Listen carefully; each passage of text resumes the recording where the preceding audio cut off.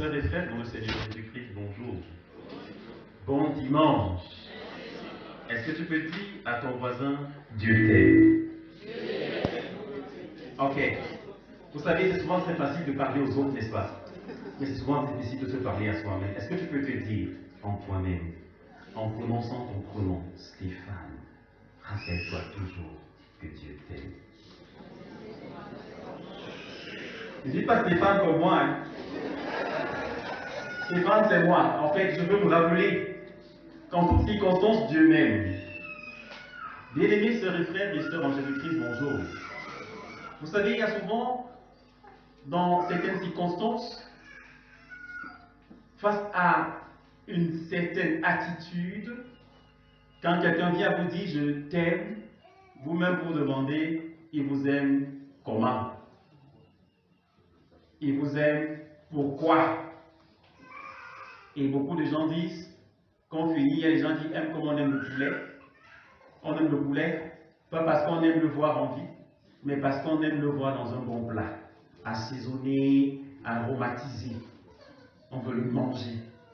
On l'aime parce qu'il comble un besoin et non parce qu'on veut le voir s'épanouir. Et aujourd'hui, on veut parler de quelque chose d'assez délicat. Et les gens peuvent se demander aujourd'hui, mais comment parler de l'amour de Dieu dans un monde englué de conflits, dans un monde où tout va mal? Parce qu'en réalité, les choses vont mal dans le monde entier et au Cameroun en particulier. On n'a que de conflits. Conflits avec les peuples étrangers, dans nos frontières. À l'est, on a les Seleka, Balaka, qui viennent, qui pillent, qui tuent. À l'extrême nord, au nord, on a Boko Haram. On a des conflits avec les entre nationaux. Nord-ouest et sud-ouest, on sait tous que depuis très longtemps, peut-être 4 ans je crois, depuis 2005, nous sommes dans une guerre interminable. On tue, on ruine, on viole. Nous sommes engagés dans des conflits sanitaires, ou alors, bon, on peut appeler ça comme ça. On est tout le temps perturbé par ces nouvelles qui font peur. Le choléra qui terrasse, le paludisme qui fait des ravages. Corona alors, n'en parlons plus. On est menacé. De part et d'autre, on est tenu. Et même la catastrophe, même la nature semble se lever contre nous. Avec ces cas d'inondation, ces écroulements de terrain dont on en parle par-ci, par-là, on se rappelle encore en fin d'année 2019 avec la fameuse catastrophe de Ngouachi.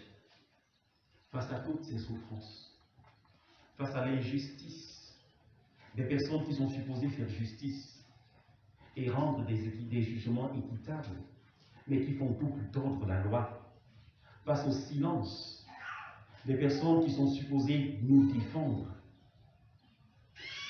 face à l'insécurité que causent parfois certains agents de sécurité, on est tenté de se demander, où est Dieu? Où est Dieu pour que nous soyons comme abandonnés à nous-mêmes? Où est Dieu pour que nous soyons comme appelés à nous débrouiller? Pourquoi le silence de Dieu? Pourquoi Dieu ne frappe-t-il pas? Pourquoi Dieu? En fait, on se demande même où il se cache. On a l'impression qu'il a créé un monde si beau et que par la suite, il a abandonné. Et aujourd'hui, c'est difficile de parler de l'amour de Dieu. Beaucoup de gens se demandent s'il en existe réellement un. Bien-aimé, parler ainsi, penser ainsi, c'est mal connaître Dieu. En fait, beaucoup d'hommes et de femmes ont une conception erronée de Dieu. Beaucoup de gens ont taillé un Dieu selon le fruit de leur imagination. Beaucoup de personnes n'ont qu'une révélation de qui est Dieu. Et c'est justement ce qui justifie ces agitations et ces murmures contre Dieu. Est-ce que Dieu a cessé de régner parce qu'il y a la souffrance? Est-ce qu'il a cessé de régner parce qu'il y a des catastrophes? Beaucoup de personnes voient Dieu, mais ne voient pas leur responsabilité dans ce qui les arrive. Beaucoup de personnes qui vont à l'église et se disent chrétiens ont de bonnes relations avec leur pasteur, mais curieusement n'ont aucune relation avec le Seigneur. Beaucoup de personnes sont informées, outillées, ils connaissent l'histoire, ils connaissent l'actualité. Ces personnes, elles connaissent l'histoire, elles connaissent l'actualité, mais elles ne savent rien de la parole de Dieu. Avec tout cela, comment pouvons-nous connaître Dieu ou ses projets ou ses plans? Nous ne connaissons que nos plans et nos projets. Et cela, bien aimé, engendre en nous frustration, peur et même mort. Aujourd'hui, le test qui nous est proposé est un des tests les plus connus. Et avant de prêcher sur ce test, on est très embarrassé, ou j'étais très embarrassé parce que je me dis, ce test est connu par tout le monde. Qu'est-ce qu'on va encore leur dire? Et je me suis demandé, Seigneur, qu'est-ce que tu veux que je dise à ces gens? Ces gens ont déjà tellement entendu parler. C'est comme l'hymne national. Qui ne connaît pas Jean 3,16? Dieu a tant aimé qu'il a... Mais montrez-moi quand même que vous connaissez. Alléluia. On le connaît ce verset. Mais ça veut dire quoi? On le récite. Mais l'a-t-on vraiment compris? Bien aimé, beaucoup de personnes connaissent ce verset. Et moi, je me demandais, Seigneur, qu'est-ce que je vais encore dire? Et Dieu me dit, parle-leur simplement de l'amour de Dieu. Et vous savez, à un moment, on a l'impression que vous savez qu'on sait tout sur l'amour de Dieu. Et Dieu m'a dit, s'ils connaissent l'amour de Dieu, ou s'ils connaissaient l'amour de Dieu, ces hommes et ces femmes ne vivront pas comme ils vivent ou comme ils vivent aujourd'hui. Bon, en réalité, Dieu veut que nous comprenions que nous ne l'aimons pas. Que nous ne comprenons pas qu'il nous aime. Et que c'est cela qui justifie nos agitations, nos peurs et nos craintes. Qu'est-ce que Dieu veut nous révéler à travers ce verset? La première chose qu'il veut que tu saches, que tu retiennes, c'est qu'il est un Dieu aimant. Dieu est amour, il est l'essence de l'amour. Il n'y a pas Dieu sans amour, il n'y a pas amour sans Dieu. Dieu est lui-même aimant. Il est un Dieu aimant. Un Dieu qui donne et qui se donne par amour. Un Dieu qui n'est pas indifférent face à la souffrance des hommes. Un Dieu qui, pour répondre aux aspirations de l'homme, pour donner un sens à la vie de l'homme, a quitté son trône, a pris une forme limitée d'homme et a accepté de souffrir, de connaître la faim comme des hommes. Un Dieu qui accepte de connaître la soif comme un vulgaire homme. Un Dieu qui accepte d'être dénudé à la croix, déshabillé comme un homme.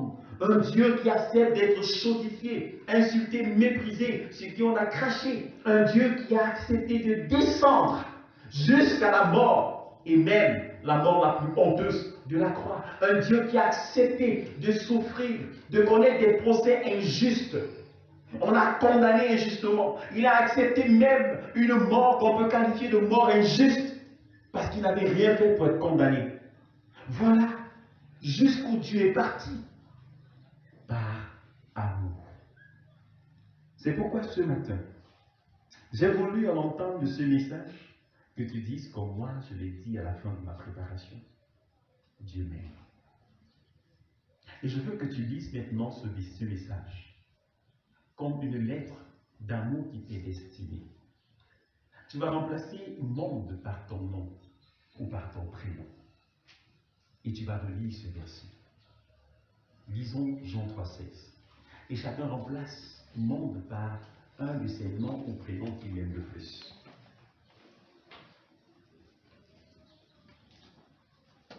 Jean chapitre 3 verset 16. Est-ce qu'on peut lire? Car Dieu a tant aimé Ben Jones, non quoi Stéphane, qu'il a donné Jésus-Christ, son Fils unique, afin que, non quoi croire en Jésus, qu'il ne périsse pas et qu'il reçoive par Jésus la vie éternelle. Est-ce qu'on peut acclamer pour ce Dieu d'amour? Dieu est venu pour une personne. Il est venu pour le monde, c'est vrai, mais il est venu aussi pour une personne. Dieu, au-delà ou au travers du monde, cherche une personne. Il te cherche, toi. C'est toi qu'il cherche. Réalisez ce qu'il dit à Jérémie. Avant que tu ne sois conçu dans le sein de ta mère, je te connaissais, je t'avais choisi, je t'avais appelé, je t'avais établi prophète des nations. Bien-aimé, Dieu te connaît. Il t'a aimé avant que tu ne sois engendré. La preuve, c'est que dans Romains chapitre 5, verset 8, il dit que Dieu a prouvé son amour envers nous. En ce que lorsque nous étions encore des pécheurs, Christ est mort pour nous. Christ est mort pour nous lorsque nous étions comment? Pécheurs. C'est la grande preuve d'amour. On ne mourrait pas pour les hommes pécheurs. On ne mourrait même pas pour les hommes bons. Mais Jésus a accepté de mourir pour nous.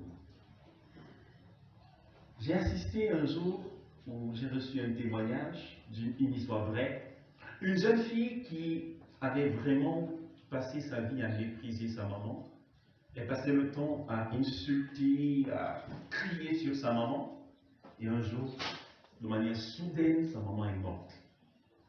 Et quand la maman est morte, la jeune fille a fait comme nous les Camerounais on s'est fait. Elle a d'abord pris le temps de choisir les belles coiffures, coudre le beau cabas et autres. Et après maintenant, elle a préparé la voix et les chants pour le deuil. Et elle a pleuré, jusqu'à ce que on se demandait vraiment comment elle faisait pour se disputer. Maman, tu pars, tu me laisses à qui? Je vais partir avec toi. Et tout. On a tout fait pour la consoler, elle ne s'arrêtait pas. On dirait qu'elle avait mis le saumon ici dans l'œil parce que les larmes coulaient à toutes les secondes. Et elle a jusqu'à se coucher sur le cercueil. Je vais partir avec toi. Je ne vais pas te laisser. Je ne vais pas avec toi. Je vais mourir avec toi. Je veux partir. Ma vie n'a plus de sens sans toi. On a tout fait pour la lever du cercueil et elle refusait. Et comme la mère était morte de manière bizarre, elle s'est couchée la nuit, le matin, on l'a seulement retrouvée avec le sang sur les lèvres et tout dans la bouche. Tout le monde avait un peu peur. Et comme Enio s'est fait ce qu'ils savent faire, à une certaine heure de la nuit, ils ont coupé la lumière. Là, chacun se cognait seulement les gars. Après, si on ne reste pas ici, on ne sait jamais. Et les gens sont sortis. Et à un moment, la jeune fille a constaté qu'elle était seule dans la pièce où il y avait le cercueil. Et se couchait sur le cercueil. Elle a dit non, alors il faut que moi-même je sorte. Et quand elle a voulu sortir, elle sent que quelque chose retient son corps. Elle fait un peu la force, ça tient. Elle a commencé à crier. Oh, laisse-moi, je ne veux pas encore mourir. Je suis venu, chacun meurt à son tour. Chacun est venu seul, chacun rentre seul. Laisse-moi. Et tout le monde se demandait, mais qu'est-ce qui ne va pas là-bas dedans? Et quand les gens sont entrés avec la torche, on s'est rendu compte que le bout de son cabas était accroché sur le bois du cercueil. Bien aimé, on ne meurt pas à la place de l'autre, c'est difficile, mais Jésus, lui, il est mort à notre place. Alléluia. La Bible, vous parlez du degré ou de l'amour entre les hommes. La Bible dit qu'il est difficile d'aimer, mais c'est possible. Regardez, la Bible dit que même si, j'ai aimé ce texte dans Isaïe chapitre 49, et quand on va dire ça, les pères vont se sentir offusqués, mais c'est vrai. Vous parlez de l'expression la plus forte de l'amour entre les hommes, c'est quoi? C'est l'image de quoi? De qui est qui? De qui est qui? Un homme et sa femme? Jamais. Un enfant et son père? Jamais. Un enfant et sa mère. Pourquoi? Parce que les pères sont des démissionnaires très souvent. Beaucoup de pères sont des irresponsables. Beaucoup. C'est pourquoi le monde dit quoi? Que même si une mère abandonne son qui ne connaît pas le chant, est-ce qu'on a dit même si un père? On sait qu'ils abandonnent très souvent. Ils abandonnent pour passer le temps à vagabonder dans les boîtes de nuit, les bars et autres, là, quand la mère à la maison pour apprendre et tout. On dit toujours, même s'il met. Et ce n'est pas seulement les hommes qui disent, même Dieu a dit. J'ai vu ça dans Ésaïe 49, verset 15. La Bible dit quoi? Une femme et non un homme. Une femme oublie-t-elle l'enfant qu'elle allait?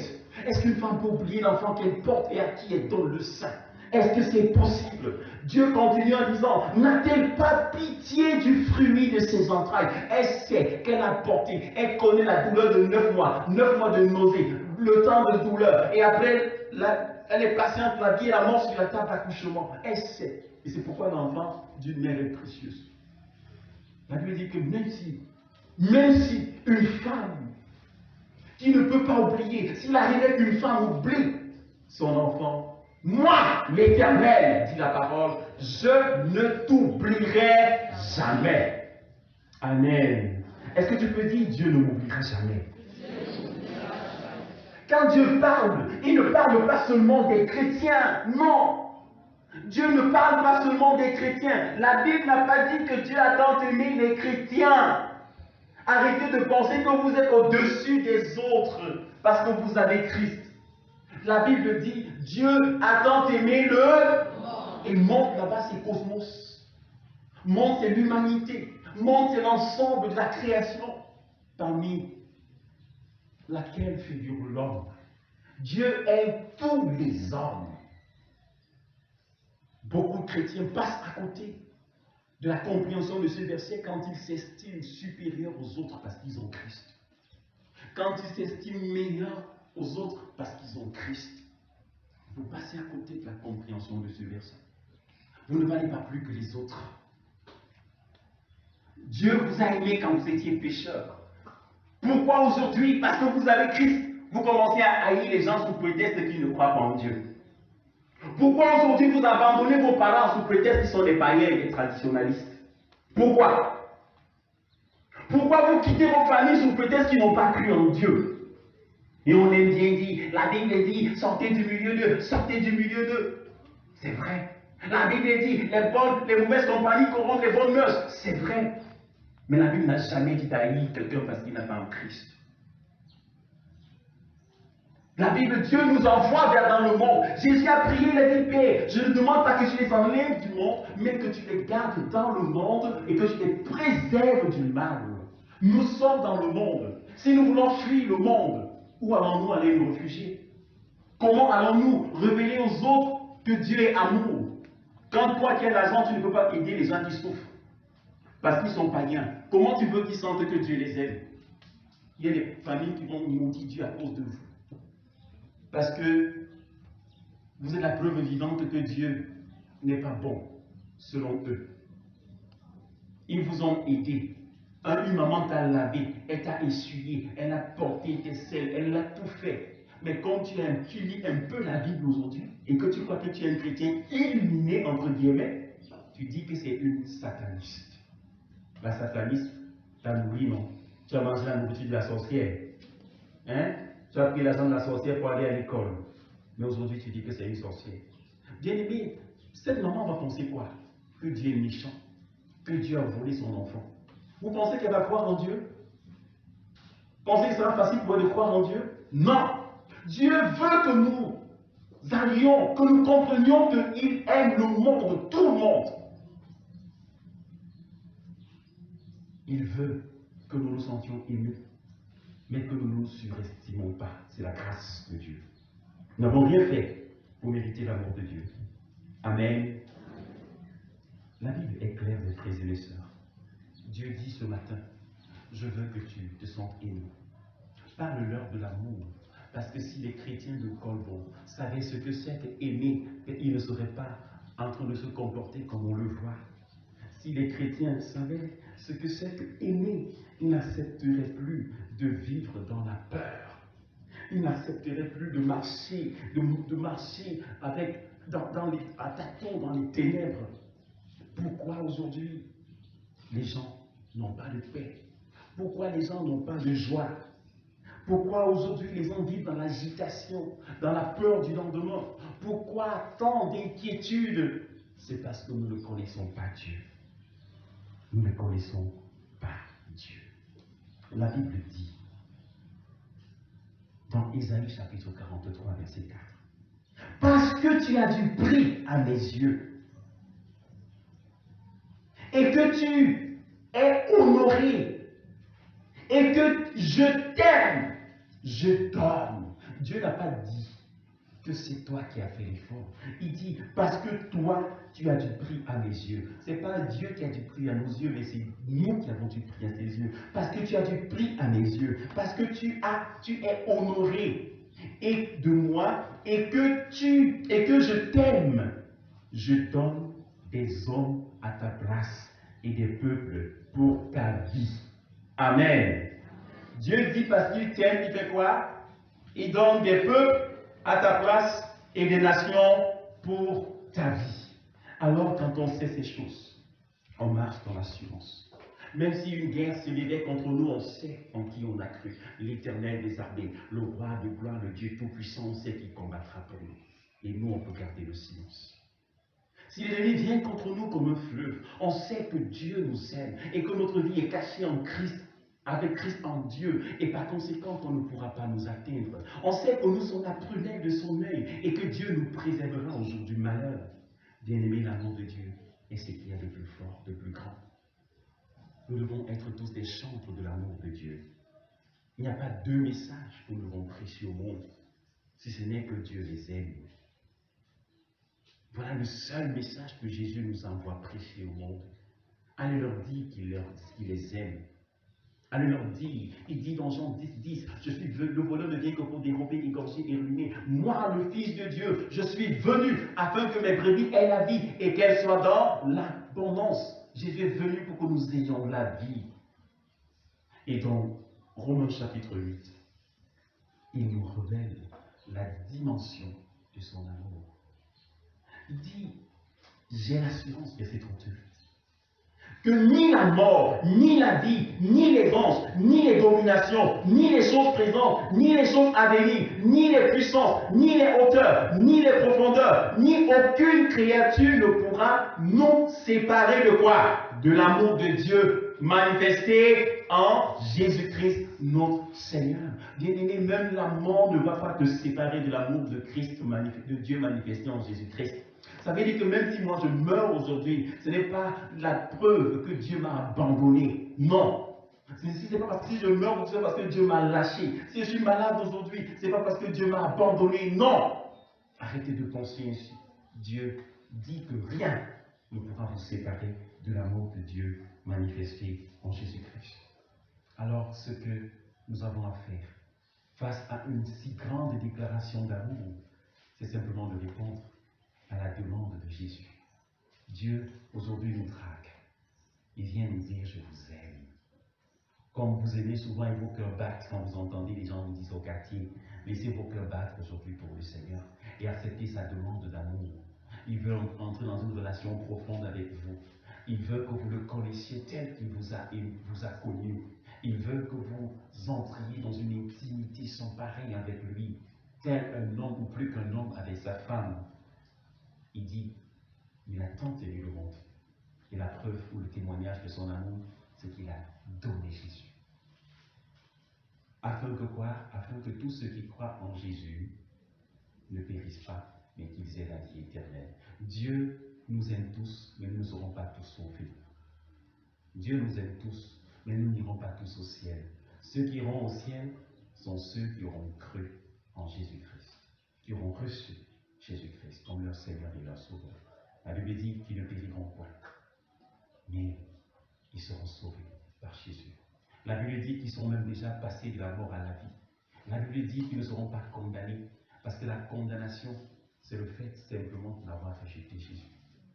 Donc aujourd'hui, ou à la fin des temps, la question que Dieu va te poser n'est pas celle de savoir ce que tu as fait de ta vie, n'est pas celle de savoir combien tu as semé dans la vie des gens, combien tu as bâti les églises. La question qui va te poser ne sera pas de savoir dans quelle église tu as persévéré.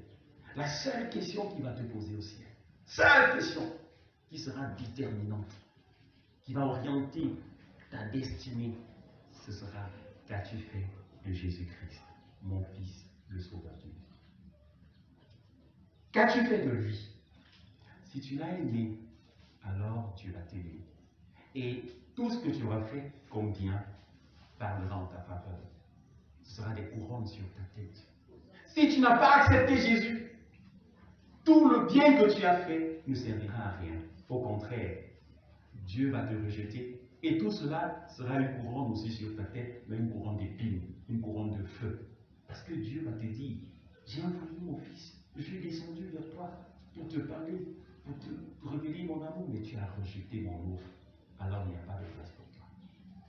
Chacun devrait prendre au sérieux la relation avec Dieu. Chacun devrait se sentir aimé par Dieu et considérer le monde comme aimé de Dieu, quelles que soient les souffrances, car les souffrances du temps présent ne sont rien comparées à la gloire à venir qui attend les élus. Moi, je serai sauvé. Je vivrai de grandes choses dans le ciel parce que j'ai cru en Jésus. Je prie que ce matin, que toi aussi tu te tournes vers Jésus, que tu lui offres ton cœur, que tu l'acceptes comme ton sauveur et que tu acceptes de laisser son amour orienter ta marche. Bien aimé, quand on est amoureux, on change. Tu as déjà vu quelqu'un vraiment amoureux et rester indifférent? Quand on est amoureux, on change la façon de parler. Même si on est violent, on commence à dire baby, chérie, ouais. Même les gens brutaux, ouais, maman, pardon, s'il te plaît, je vais. Les gens qui sont des hommes féconds. Des gens qui sont toujours en train de courir, l'amour s'arrête quand on aime.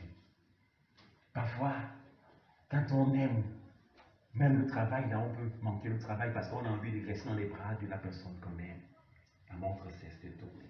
Même les gens qui aiment l'argent ne compte plus. Parce qu'ils peuvent prendre tout l'argent qu'ils ont pour donner à la personne qui le... Il y a les hommes, ils travaillent tout leur argent, c'est pourquoi? Hein? Nous, les hommes, quand on travaille, on fait généralement, hein? Quand on aime, on donne. Vous voyez, c'est la même chose. Si vous aimez Jésus, votre vie sera influencée par l'amour que vous avez pour Jésus. Tout ce que vous allez faire, votre façon de parler, votre façon de marcher, votre façon de rire, votre façon de gérer votre temps, votre façon de gérer votre argent, à l'amour que vous aurez les uns pour les autres, on saura que vous êtes des disciples. C'est l'amour qui nous qualifie, c'est l'amour qui nous distingue, c'est l'amour qui fait de nous des ambassadeurs, des disciples de Jésus. Alors, un seul commandement, aimer, aimer, aimer, aimer Dieu. Aimez Dieu de tout votre cœur, de toute votre âme, votre pensée. Aimez votre prochain comme vous-même. Voilà la parole de Dieu ce matin. Jean 3,16. Dieu t'aime, Dieu m'aime, Dieu nous aime, Dieu aime le monde. Soyons auprès du monde des relais de l'amour de Dieu, des relais de la passion de Christ pour le monde. Allons dire au monde que Jésus les aime.